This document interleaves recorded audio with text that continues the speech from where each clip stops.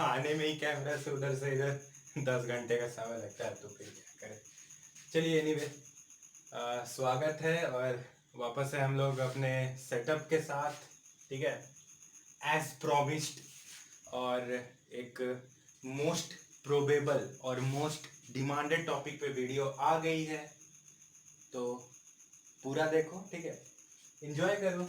हिंदी है अपना सब्जेक्ट, मातृभाषा, एंजॉय करने वाला ही सब्जेक्ट है, ठीक है। तो आज का क्या टॉपिक है, आराम से बैठ जाओ, ठीक है, कॉपी पेन का कोई जरूरत नहीं है, बस समझो, ठीक है। ऐसा लिखा हुआ है कि बिना मतलब केवल सुनोगे एक बार, नहीं समझ में आ रहा है, फिर भी 2 बार सुनोगे, बिना कुछ लिखे ही दिमाग में बैठ जाएगा, ठीक है, ऐसा समझाने वाले हैं। तो कुछ लिखने नोट करने वगैरह का कोई जरूरत नहीं है, ठीक है। आज बेसिक डेफिनेशन वगैरह देख लेते हैं, एग्जाम्पल्स के थ्रू थोड़ा समझ लेते हैं, और फिर जो अपना बोर्ड एग्जाम में आता है, इस टॉपिक से बोर्ड एग्जाम में मोस्ट प्रोबेबली क्या आता है, कन्वर्जन आता है, ठीक है, कि मतलब आगे पढ़ेंगे कि तीन प्रकार के वाक्य होते हैं, उनको ऐसे से कैसे कन्वर्ट करोगे, कैसे पहचानोगे, वो सब अगले वीडियो में एग्जांपल्स के साथ, क्वेश्चंस के साथ देख लिया जाएगा, ठीक है। आज समझते हैं कि एक्चुअल में इसका थ्योरी क्या है, होता क्या है, ठीक है, बहुत इंटरेस्टिंग है, और स्टार्ट किया जाए। तो टॉपिक है क्या, मेन लिखा हुआ देख लो यहाँ पे, रचना की दृष्टि से, रचना की दृष्टि या फिर रचना के आधार पर, जैसे किताबों में लिखा हुआ रहता है, रचना की दृष्टि से वाक्य के भेद। अब देखो, 9th क्लास को तुम रिकॉल करोगे तो उसमें हम लोग का व्याकरण में क्या था, हम लोग क्या पढ़े थे, रचना की दृष्टि से वाक्य भेद हम लोग को यहाँ पढ़ना है, ठीक है। और हम लोग पढ़ के आ चुके हैं अर्थ की दृष्टि से वाक्य भेद, होता था ना, प्रश्नवाचक, विस्मयादि बोधक वाक्य वगैरह, याद आएगा, है ना, वो चीज आसान था। इसमें थोड़ा सा समझने वाला है और ये थोड़ा कंसेप्चुअल है, ठीक है। तो ये भी बहुत आसान है, उससे भी आसान इन द सेंस अगर समझ जाओगे तो, ठीक है। तो अब क्या देखना है, रचना की दृष्टि से वाक्य के भेद। तो पहले जान जाते हैं कि वाक्य होता क्या है, मालूम होगा, लेकिन प्रॉपर डेफिनेशन इसका क्या होता है, इसका क्या होता है, उन पदों का समूह, उन पदों या शब्दों, कुछ भी बोल सकते हो, उन पदों या शब्दों का समूह जो किसी सार्थक अर्थ को प्रतिपादित करे, सार्थक अर्थ दे, ठीक है, जो सार्थक अर्थ दे नॉर्मली, ठीक है।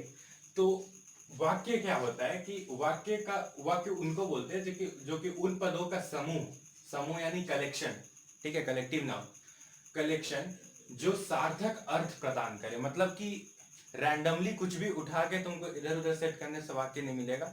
वाक्य यानी सेंटेंस अंग्रेजी भाषा में कहा जाए तो सेंटेंस वो होता है जो कि एक प्रॉपर एक चयन किए हुए शब्दों से, चयन किए हुए वर्ड से, और उनके प्रॉपर अरेंजमेंट से, कैसे क्रिया लास्ट में आती है, कर्ता शुरू में आता है वगैरह, ये सब होता है, ठीक है। तो वो सब प्रॉपर अरेंजमेंट से जब सजाया जाता है छोटे छोटे वर्ड्स को, ठीक है, छोटे छोटे वर्ड्स को जब सजाया जाता है तो वो एक सार्थक अर्थ प्रदान करने की क्षमता रखते हैं, जिन्हें हम एक शब्द में वाक्य का दर्जा देते हैं, ठीक है। नॉर्मल इतना पता होगा, ये इसका स्टैंडर्ड डिफिनीशन है, इसको थोड़ा दिमाग में रखना, ठीक है, बाद में भी काम आएगा। तो अब हम लोग को रचना की दृष्टि से वाक्य के भेद देखना है। अर्थ की दृष्टि से में क्या था, अंतर समझो। अर्थ की दृष्टि में क्या था कि एक सेंटेंस तुम्हें दिया हुआ रहता था, एक वाक्य तुम्हें दी हुई रहती थी, और उसमें तुम्हें उसके अर्थ के हिसाब से समझना था कि वो वाक्य कहना क्या चाहता है, ठीक है। उस वाक्य के द्वारा जो अपना श्रोता को, वक्ता कहना क्या चाह रहा है, उस अर्थ के हिसाब से हम लोग उसका ये क्लासिफिकेशन करते थे। लेकिन रचना है मतलब कि तुमको कुछ सोचना नहीं है, सामने जो भी लिखा हुआ होगा, ठीक है, सामने जो भी लिखा हुआ होगा उसका अरेंजमेंट क्या है, उसके हिसाब से अपने को डिटरमाइन करना है कि चीजें होती क्या है, ठीक है। तो इसका रचना की दृष्टि से वाक्य के मुख्यतः 3 भेद होते हैं, जैसे लिखा हुआ है, ठीक है, सरल, संयुक्त और मिश्र। कहीं कोई कोई कोई किताब में लिखा हुआ रहता है, मतलब ये दोनों साथ में दिए हुए रहते हैं और कुछ अलग टाइटल के साथ, वो गलत है, ठीक है। बेसिक स्टैंडर्ड यही है, सरल, संयुक्त और मिश्र, ये 3 भेद होते हैं, ठीक है। यानी जितना भी दुनिया में वाक्य एग्जिस्ट करेगा हिंदी भाषा में, जितना भी, जो भी तुम बोलते हो, जो भी व्याकरण की दृष्टि से मान्य वाक्य है, वो इन तीन में से कोई एक में क्लासिफाई हो सकते हैं, और कोई ऐसा अजीब सा एक एलियनेटेड वाक्य नहीं होगा जो इन तीनों में से एक में भी नहीं आएगा। ठीक है, तो बेसिकली यही तीन क्लासिफिकेशन है, 3 टाइप्स के, और एक एक करके अभी हम लोग देखेंगे।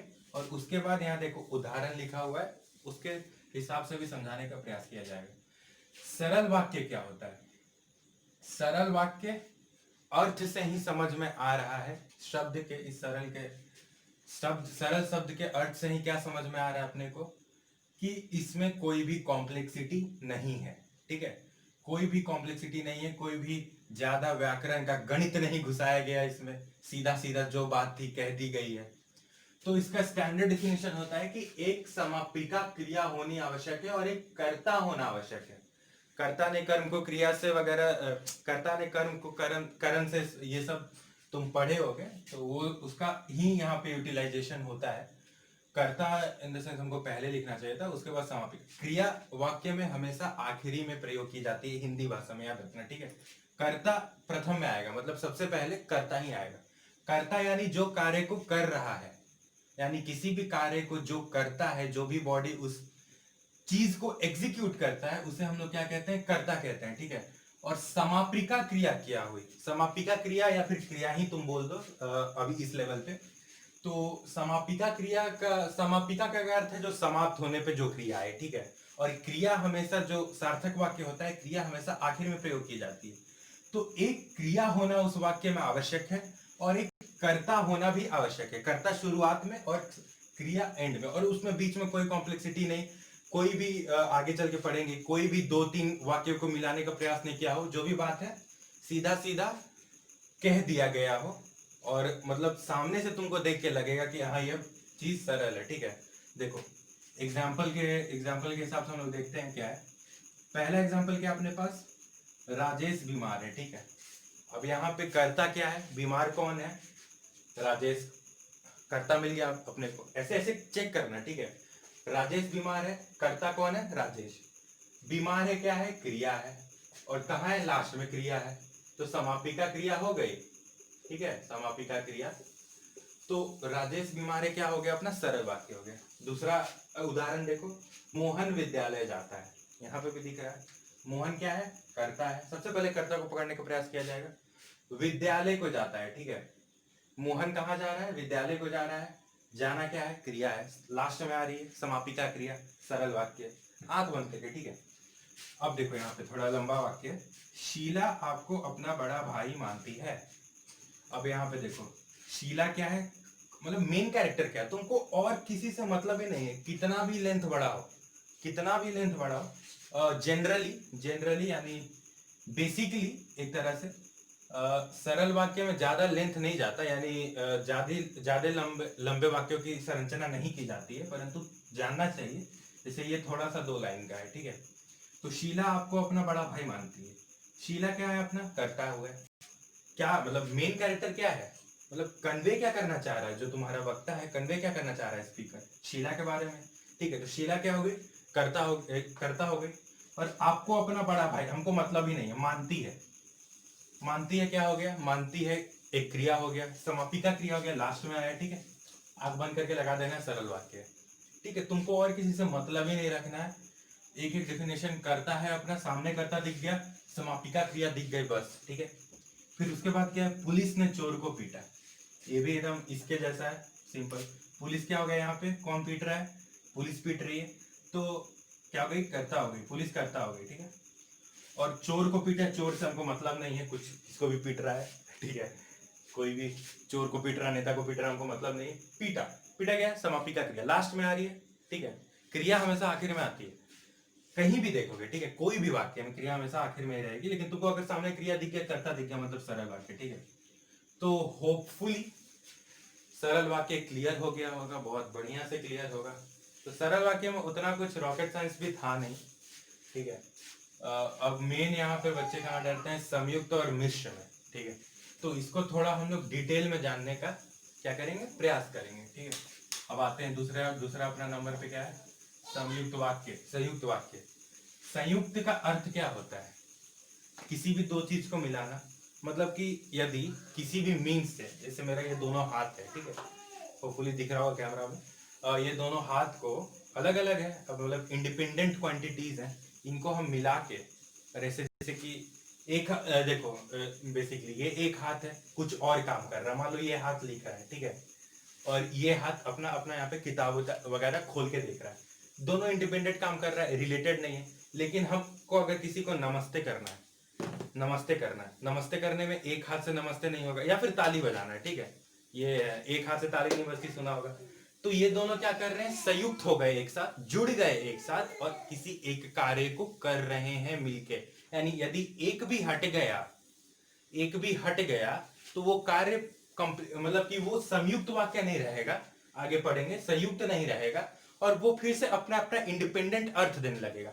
मतलब कि अगर हम नमस्कार कर रहे थे, तो नमस्कार कर रहे थे तो एक प्रॉपर एक वर्क कर रहे थे, लेकिन हम जब ये हाथ अलग कर दिए, यह हाथ अलग कर दिए, तो ये कुछ और काम करने लगे, कुछ और काम कर रहा है, लेकिन अलग कर दिया, ठीक है, तो इसको क्या बोलेंगे, संयुक्त। तो इसमें इसका डेफिनेशन देख लो, मुख्य या स्वतंत्र, मुख्य या स्वतंत्र दो से अधिक उपवाक्य। उपवाक्य किसको बोलते हैं, उपवाक्य उसको बोलते हैं एक वाक्य को बनाने में बहुत सारे उपवाक्यों का प्रयोग किया जाता है, जोड़ा जाता है, ठीक है। सरल वाक्य में उपवाक्य नहीं होंगे, ये एक नोटेबल पॉइंट है, ठीक है। और संयुक्त और मिश्र में उपवाक्यों का प्रयोग होगा, यानी कि किन्हीं दो वाक्यों को जोड़कर एक वाक्य बनाने का प्रयास किया जाता है। किन्हीं दो या दो से अधिक भी हो सकते हैं, आगे का एग्जांपल में हम देखेंगे। तो उनमें हमेशा संयुक्त और मिश्र में हमेशा उपवाक्य होंगे, सरल में उपवाक्य नहीं होंगे। ये बात नोटेबल है, दिमाग में छाप लो, ठीक है। मुख्य या स्वतंत्र दो से अधिक उपवाक्य, इसका मतलब क्या है, इसका सरल मतलब ये है कि दो से अधिक उपवाक्य तो हमको समझ में आ गया, दो होगा या उससे अधिक होगा, दो या दो से अधिक, यहां गलत लिखा हुआ, दो या दो से अधिक उपवाक्य होने चाहिए, दो भी हो सकता है। तो मुख्य या स्वतंत्र का क्या अर्थ है, इसको हम एग्जाम्पल से क्लियर करते हैं, ठीक है।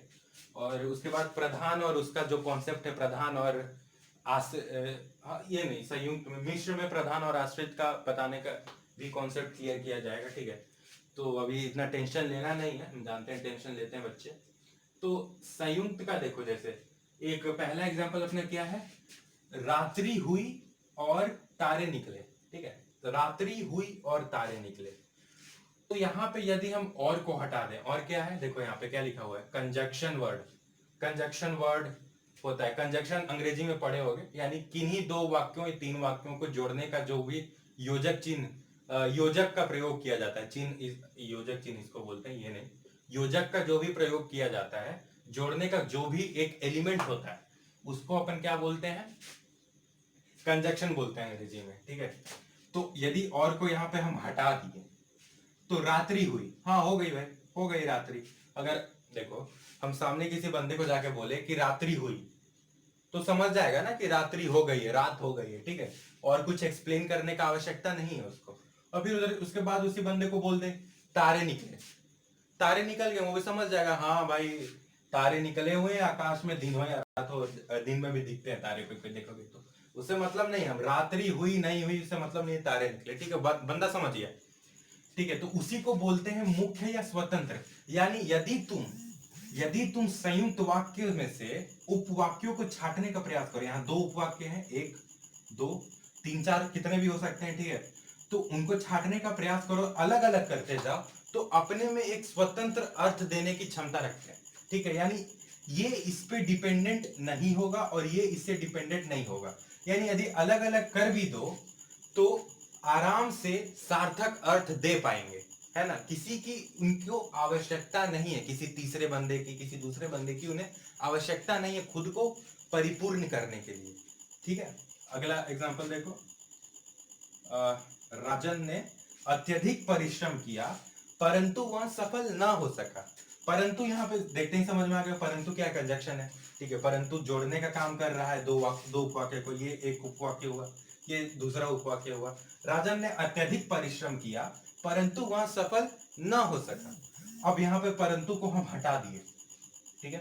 तो राजन ने अत्यधिक परिश्रम किया, हाँ भाई किया, किसी को जाके हम बोलते हैं कि भाई देख राजन ने अत्यधिक परिश्रम किया। समझ गया, हाँ भाई वो परिश्रम कर रहा था, वो मेहनत कर रहा था, ठीक। अब वहां सफल ना हो सका, अब जाके हम किसी रैंडम बंदे को बोलते हैं कि राजन सफल ना हो सका, वहां सफल ना हो सका, उसको पॉइंट आउट करके, तो समझ जाएगा हाँ वो सफल नहीं हुआ। यानी इस वाक्य को बताने के लिए, यानी इस वाक्य के माध्यम से जो बताने का स्पीकर प्रयास करेगा वो इस चीज पर आश्रित नहीं हो। यानी यदि हम किसी बंदे को ये जाके केवल बोलते हैं तो वो बंदे के दिमाग में ये सवाल नहीं आएगा, ये इससे रिलेटेड कोई सवाल नहीं आएगा, वो बंदा समझ जाएगा वह सफल ना हो सका, ना हो सका, हो गया। राजन ने अत्यधिक परिश्रम किया, राजन ने अत्यधिक परिश्रम किया, किया नहीं किया, अब सफल ना हो, सफल हुआ से कोई मतलब नहीं है, ठीक है।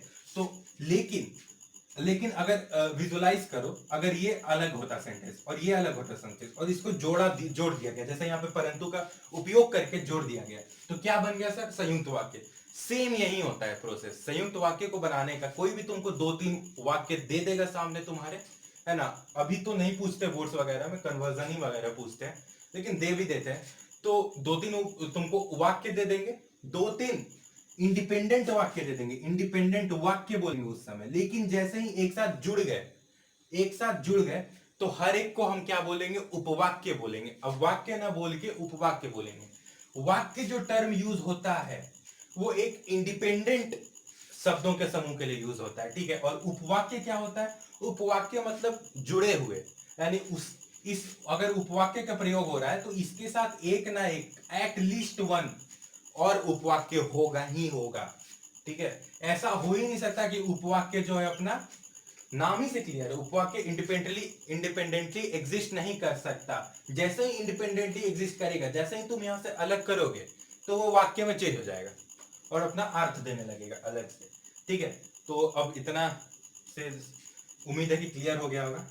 अब देखो आगे का, गांव वालों ने बाढ़ के पानी को रोकने का बहुत प्रयास किया, किंतु या परंतु, परंतु ऊपर हो गया था, यहाँ किंतु लिख देते हैं, ठीक है, किंतु वह रुक ना सका, ठीक है। अब यहाँ पे भी तुमको दिख रहा होगा 2 वाक्य हैं। गांव, एक पहला हो गया, गांव वालों ने बाढ़ के पानी को रोकने का बहुत प्रयास किया, बस खत्म, और वहां रुक ना सका, ठीक है, पानी रुक ना सका। अब यहाँ पे प्रयास किया, किसी को भी जाके बोलो कि हाँ गांव वालों ने बाढ़ के पानी को रोकने का बहुत प्रयास किया, हाँ किया तो किया। अब वो तो ये तो नहीं पूछेगा रुका या नहीं रुका, मतलब पूछने का जिज्ञासा बस पूछ सकता है कि उसका आउटकम क्या निकला, लेकिन इस वाक्य को पूरा करने के लिए इसकी कोई आवश्यकता नहीं है। इस वाक्य का पूरा अर्थ देने के लिए इस वाक्य की कोई आवश्यकता नहीं है। जैसे ही तुम किंतु को हटाओगे तो ये एक इंडिपेंडेंट वाक्य बन जाएगा और ये एक अलग इंडिपेंडेंट वाक्य बन जाएगा, स्वतंत्र वाक्य बन जाएगा, और ये दोनों एक दूसरे पे इंटरडिपेंडेंट नहीं है, ठीक है। संयुक्त वाक्य का यही आसान सा थ्योरी था, वो फुली क्लियर हो गया होगा। अब आते हैं आखिर में, जो है अपना मिश्र वाक्य। मिश्र वाक्य, मिश्र क्या होता है सर? मिक्सचर पढ़े हो रासायनिक विज्ञान केमिस्ट्री में? मिक्सचर में क्या होता है ना, संयुक्त को अगर तुम देखोगे, कोलॉइडल सॉल्यूशन एक पढ़े होगे 9वीं कक्षा में। संयुक्त में ये क्या होता है ना, संयुक्त को अगर तुम थोड़ा मतलब वाइडर सोचोगे तो कोलॉइडल सॉल्यूशन में क्या होता है कि सेम टाइप ऑफ जो उसके कंस्टिट्यूएंट होते हैं सेम टाइप के होते हैं, ठीक है। जैसे मिल्क हुआ, तो वो मतलब नेचर में एक दूसरे से अलग नहीं होते हैं, वो दोनों मिक्स कर जाते हैं एक दूसरे में, प्रॉपरली मिक्स कर जाते हैं, तो उनको क्या बोलते हैं? कोलॉइडल बोलते हैं। सेम मिक्स कर जाते हैं, यानी दोनों का सेम नेचर होगा, दोनों इंडिपेंडेंट अर्थ रखेगा, अलग अलग करना चाहो तो, और एक तरह से समान अर्थ रखेगा, इवन डिस्ट्रीब्यूशन जिसको बोलेंगे। मिश्र में क्या हो गया भाई? हीट्रोजेनस मिक्सचर पढ़े हो गए, यानी कुछ भी मिला दिए, कुछ भी उठा के कुछ भी मिला दिए है ना। जैसे कि पानी में रेत मिला दिए, रेत नीचे बैठ गया, उसको भी बोलेंगे हीट्रोजेनस मिक्सचर है। तो मिक्सचर यहाँ पर मिश्र में भी वही कॉन्सेप्ट है ना, उठा के डालता है कि इसको। संयुक्त को हम यहाँ पे मिश्र नहीं बोलेंगे, कोलॉइडल मिक्सचर हम लोग बोलते हैं, है ना, लेकिन मिश्र को हम लोग हिंदी की भाषा में संयुक्त और मिश्र को याद रखेंगे कि अलग अलग है, दोनों मिक्सचर है, दोनों में तो भाई उपवाक्य को किया जा रहा है, ये मिलाया जा रहा है एक दूसरे से, लेकिन हम लोग याद रखेंगे कि ये दोनों अभी इंडिपेंडेंट है। इसीलिए कोई किताब में जैसे शुरुआत में कह रहे थे, इसीलिए दोनों को मिला के दिया हुआ रहता है, वो गलत है ना, व्याकरण की दृष्टि से गलत है। तो मिश्र वाक्य को हम लोग पढ़ते हैं, मिश्र वाक्य का क्या अर्थ है पहले ये देखते हैं। एक से अधिक उपवाक्य, इसी के जैसा, एक से अधिक उपवाक्य, इसमें कोई ये नहीं है, कोई भी शंका नहीं होनी चाहिए। एक से अधिक उपवाक्य कैसे जुड़ते हैं वगैरह मैंने बताया है। अब यहाँ ब्रैकेट में क्या लिखा है, प्रधान एवं आश्रित। यहाँ पे दोनों मुख्य थे, प्रधान या मुख्य दोनों, कुछ कुछ भी बोल सकते हो, ठीक है। मुख्य, यहाँ पे दोनों जो उपवाक्य थे, यदि दो का एग्जांपल लेके चल रहे, तीन चार का तुम समझ जाएगा, तो मुख्य जो दोनों हैं, दोनों मुख्य होंगे संयुक्त में। लेकिन point to be noted milord, मिश्र में प्रधान या मुख्य केवल एक होगा और आश्रित दूसरा वाला होगा। या फिर यदि मतलब तीन चार उपवाक्यों को मिला के बना है तो उसमें से कोई एक ही प्रधान होगा, बाकी सब आश्रित होंगे, ठीक है। Point to be noted. ठीक है। प्रधान या मुख्य एवं आश्रित उपवाक्य इसमें होते हैं बेसिकली। अभी तुम लोग ज्यादा फोकस करो दो उपवाक्यों के ही मेल पे, अभी तीन चार बहुत कम पूछता है, जानना जरूर चाहिए, मैं बता दूंगा, कहीं गलती से उलट पुलट के क्वेश्चन आ गया कहीं से उठ के, लेकिन फिर भी मेनली इस पे फोकस करना दो उपवाक्यों पे, ठीक है। यानी यदि हम दो उपवाक्य ले लेते हैं, ए और बी, ए एक उपवाक्य, बी दूसरा उपवाक्य है, ठीक है, तो ए उसमें क्या हो जाएगा, प्रधान होगा, या और बी आश्रित हो जाएगा, या फिर हो सकता है कि बी प्रधान हो और ए आश्रित हो, ठीक है। ये चीजें अभी इससे क्लियर होंगी, एग्जांपल्स वगैरह से क्लियर होंगी, इतना लोड लेने का जरूरत नहीं है। बहुत तुम लोग लोड लेते हो फालतू का कि हिंदी कैसे होगा सर, हिंदी ले लिए संस्कृत नहीं लिया, अरे संस्कृत वाला और मर रहा है सब, हम जानते हैं ना। तो मिश्र, हिंदी बहुत आसान है, ठीक है, इसमें कोई कुछ सोचना नहीं है, खुद थोड़ा मोड़ा लॉजिकल बात है, तुमको बैठ कर रटना उटना कुछ नहीं है, आराम से निकल जाता है चीजों को, बस थोड़ा सा ग्रैस्प करना है। अभी तो बहुत आसान है 10 तक, ठीक है।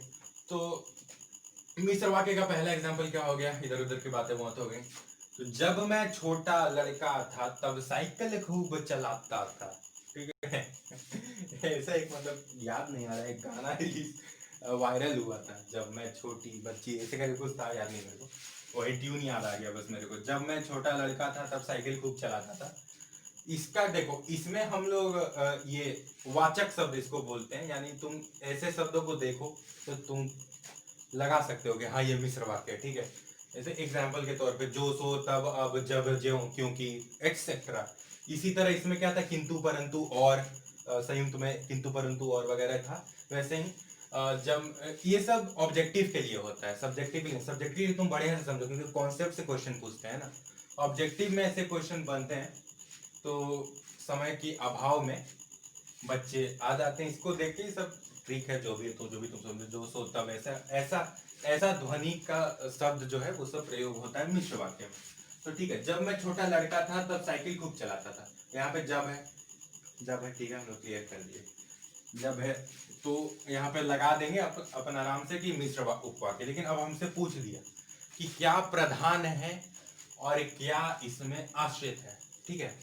तो यहीं पे बच्चों को ज्यादा दिक्कत होता है बेसिकली, अगर बात किया जाए तो ये तीनों में से सबसे अधिक इसी में दिक्कत होता है कि क्या प्रधान है क्या उपाधि। तुमको पहले क्या पढ़ना है, पूरा सेंटेंस पढ़ना है, ठीक है। अरे पूरा सेंटेंस तो पढ़ेंगे सर, नहीं, दिमाग खोल के पढ़ना है, ऐसे पी के टल्ली होके नहीं। जब मैं छोटा लड़का था तब साइकिल खूब चलाता था, ठीक है, यानी जब मैं छोटा लड़का था तब साइकिल खूब चलाता था। हम इससे बताने का क्या प्रयास कर रहे हैं, मेरा मेन मोटिव क्या था, मेन मोटिव इसको, इस सेंटेंस को बोलने का मेरा जो मेन मोटिव क्या है कि मैं छोटा लड़का था, यह है क्या मेन मोटिव। अरे छोटा लड़का था तो सामने वाला भी जानता है कि छोटा लड़का था, कभी ना कभी तो होगा, अभी बड़ा हो गया तो बताने का क्या मेन मोटिव है कि मैं साइकिल खूब चलाता था, यानी हम साइकिल खूब चलाते थे, ठीक है। तो ये चीज क्या हो गया, मेन मोटिव हो गया बताने का। जैसे ही तुमको मेन मोटिव मिल जाए, कंपेयर करना है इस उपवाक्य को इस उपवाक्य को, ठीक है, तो जैसे ही मेन मोटिव मिल जाए आंख बंद करके लगा देना है कि ये कैसे प्रधान है। और जब एक प्रधान हो गया तो दूसरा क्या हो गया, आश्रित हो गया। अब आश्रित कैसे होता है इसका भी बता देते हैं, ठीक है। अगर दो तीन दे दिया तो तुम कंफ्यूज हो जाओगे, दो में तो क्लियर हो जाता है। अब देखो, जब और तब को हम हटा दिए जो कि इसके वाचक शब्द है, ठीक है। तो मैं छोटा लड़का था, साइकिल खूब चलाता था। अब इसमें देखो, मैं छोटा लड़का था, ये अगर तुम सामने बोलने जाओगे तो मैं छोटा लड़का था, या फिर जब मैं छोटा लड़का था, तो सामने वाला पूछेगा हाँ था तो था, तो उसमें क्या स्पेशल बात है? जब मैं छोटा लड़का था तो उसमें क्या स्पेशल बात है? क्वेश्चन तो आएगा ना, तुम बोलना क्या चाह रहे हो छोटा लड़का था, तो यानी ये इसके बिना। लेकिन अगर तुम जाओ सामने उसी बंदे से पूछो साइकिल खूब चलाता था, हाँ भाई चलाते होगे साइकिल तुम, ठीक है, साइकिल खूब चलाता। इसमें ये नहीं पूछेगा कि तुम बड़े थे उस समय या छोटे थे या फिर अभी चलाते हो। हाँ चलाता तो चलाता था, लेकिन यहाँ पे पूछेगा कि तुम जब छोटे थे तो क्या करते थे, ठीक है। अब यानी उम्मीद है कि इससे क्लियर हुआ होगा, लेकिन अभी भी हमको लग रहा है कि कुछ संशय आ रहा होगा, इसीलिए दूसरा तीसरा चौथा बहुत सारे हमारे पास तो खान रखे हुए हैं एग्जाम्पल्स के, क्लियर करने के लिए तुम्हें बैठे किए हैं क्यों है यहाँ पे, ठीक है। दूसरा एग्जाम्पल देखो, हमें चाहिए कि हम वार्ता में ही समय व्यतीत ना करें, ठीक है। यहाँ पे देखो कंफ्यूजन कैसे होता है। यहाँ पे तुमको देखना क्या है ना, बेसिकली तुमको देखना क्या है कि उस ये जो वाक्य बोला जा रहा है, ये जो पूरा वाक्य बोला जा रहा है, आखिर क्यों बोला जा रहा है, इसका मोटिव क्या है, यानी इसको बोलने का क्या आवश्यकता था, यानी कुछ तो इसको बोलने का आवश्यकता होगा कि जो उसका मुंह से निकला। हमें चाहिए कि हम वार्ता में ही समय व्यतीत ना करें। अब यहाँ पे तुम लोग से आधे बोलोगे कि हम वार्ता में यही है, क्या बोलते हैं उसको, प्रधान उपवाक्य, लेकिन सर गलत है। ये बंदा बोला क्यों? ये बंदा जो बोल रहा है कि हम वार्ता में ही समय व्यतीत ना करें फालतू का, ये बोला ही क्यों? ये बोला क्योंकि इस चीज का नीड था, इससे बोलने की उस समय आवश्यकता थी। यानी जो भी लोग वार्ता कर रहे होंगे, वो समय व्यतीत कर रहे होंगे, तो ये बंदा बोला कि नहीं नहीं अब नहीं करना, अब हमें क्या करना चाहिए, क्या करना चाहिए कि हम वार्ता में समय व्यतीत बिल्कुल ना करें और अपना कार्य करें। तो यानी बोलने का मोटिव क्या था कि ये चीज हमको ये करना है ना, ये चीज हमको करना है। यानी हमें चाहिए क्या हो जाएगा, हमें चाहिए हो जाएगा प्रधान, यानी हमें चाहिए प्रधान। अब देखो इसमें से बहुत कोई बोलेगा कि सर ये तो सार्थक अर्थ नहीं दे रहा है। जरूरी नहीं होता है कि प्रधान जो है वो सार्थक अर्थ दे मिश्र उपवाक्य में, ठीक है। मैक्सिमम केसेस में तुम देखोगे कि सार्थक अर्थ देता है। मिश्र मिश्र का बात कर रहे हैं, ये नहीं, इसमें इसमें संयुक्त में डिफरेंशिएट करते चलना चीजों को, ठीक है, मिक्स मत करना फालतू का।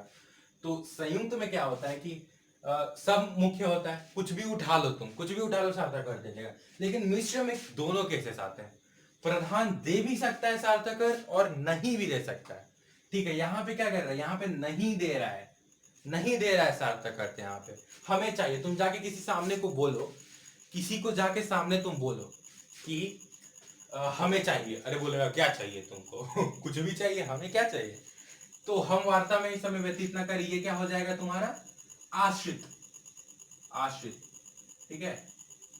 यहाँ पे देखो, अब यहाँ पे आश्रित उपवाक्य जो है अपना क्या कर रहा है, ये दे रहा है, ये भी अपना ये नहीं कर रहा है, ये भी अपना ये नहीं कर रहा है, क्या बोलते हैं उसको, अर्थ अपना प्रतिपादित नहीं कर पा रहा है। हम वार्ता में ही समय व्यतीत ना करें, ये कोई मतलब कंटेक्स्ट में तुम किसी को बोलने जाओगे तो वो चीज समझेगा नहीं, ये चीज थोड़ा वाइडर सोचो, वाइडर सोचने पे ये बात समझ में आएगी। अभी सामने से देख के लग रहा हो कि नहीं नहीं ऐसा है, लेकिन ये पॉइंट टू बी नोटेड है कि यहाँ पे क्या उसको क्या बोलते हैं कन्वेंशन है, और यहाँ पे क्या कन्वेंशन है, ठीक है।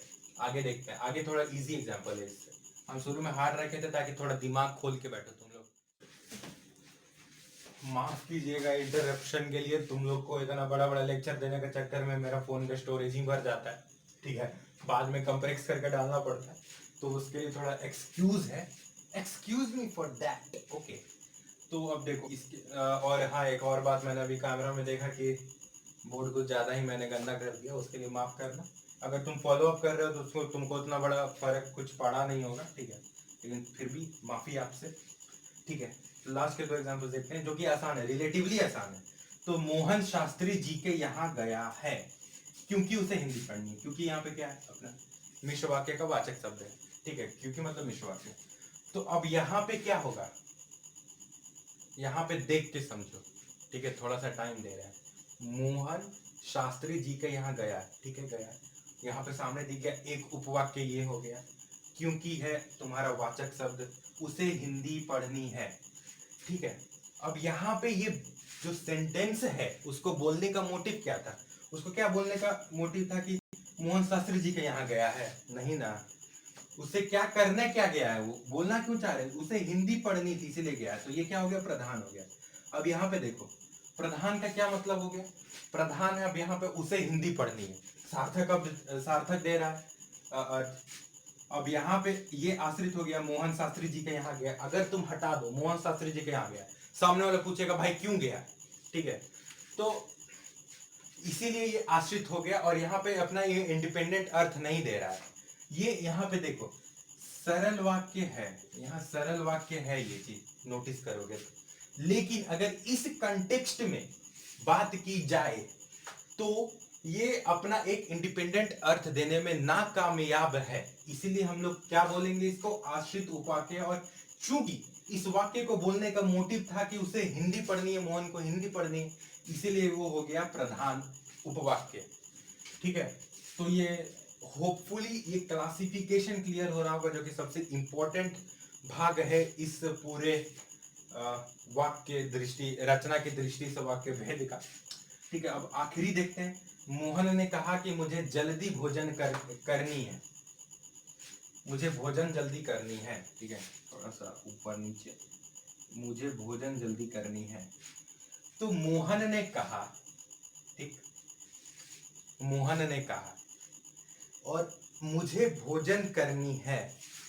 तो अब देखो समझो, इससे भी इजी है। अरे मोहन कहे ना कहे उसे भोजन करनी है कि नहीं करनी है? ठीक, करनी है ना। तो ये क्या हो जाएगा? प्रधान हो जाएगा।